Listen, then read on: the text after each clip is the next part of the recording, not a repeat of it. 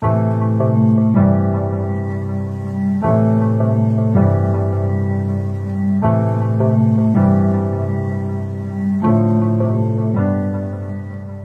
pessoal, meu nome é Guilherme Perini, eu estou gravando uma série de vídeos falando um pouco sobre subtipos de linfoma, como a gente trata esses linfomas e obviamente com a ideia de que vocês aprendam um pouco sobre o seu tipo de linfoma ou de algum familiar e obviamente entendam como essa é uma área de bastante transformação.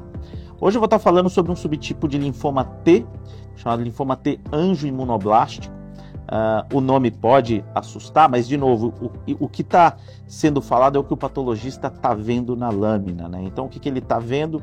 Uma proliferação de vasos, daí angio, né, que significa vaso, e algumas células um pouco maiores que ele chama de imunoblasto. Então ele está falando que ele está vendo vasos e algumas células maiores que ele chama de imunoblasto. Esse é um tipo de linfoma T. Ele geralmente acomete pacientes na 6ª, 7ª década de vida, mas podem ter sim pacientes mais jovens.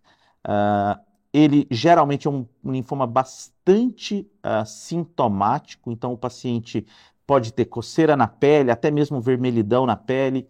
É comum fenômenos imunológicos, então o paciente pode ter dor nas articulações, artrite.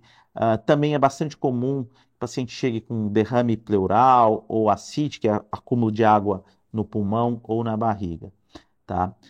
É um linfoma que geralmente tem uma predileção pela população caucasiana, ou seja, pacientes de raça branca são mais acometidos. E ele é mais frequente na Europa do que realmente é em países como América Latina e Japão.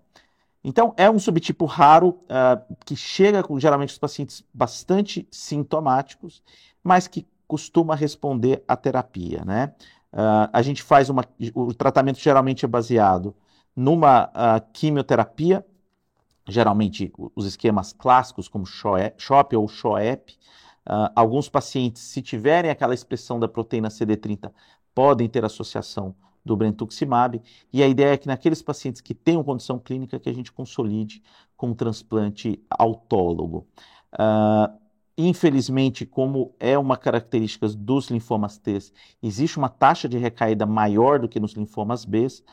A vantagem é que o linfoma angioimunoblástico ele costuma responder bem ao outro tipo de transplante, que é o transplante alogênico, tá? Então, caso você tenha um tipo de linfoma angioimunoblástico recaído pós-transplante autólogo, saiba que o transplante alogênico pode ser uma opção para você. A medicina vem mudando muito, a gente vem entendendo quais são as mutações que existem nesse subtipo de linfoma e a gente tem uma série de estudos já com novas terapias para esse subtipo de linfoma. A gente infelizmente ainda não tem no Brasil, mas esses dados estão sendo gerados, estão chegando para a gente com resultados bons. Terapias como azacitidina oral, alguns como romidepsina, tem efeito nesse tipo de linfoma e provavelmente no futuro pode ser que sejam incorporados já em primeira linha combinado com quimioterapia. Então, é um linfoma incomum que precisa de ter melhora no seu tratamento, mas a gente ainda hoje cura um número bastante significativo de pacientes.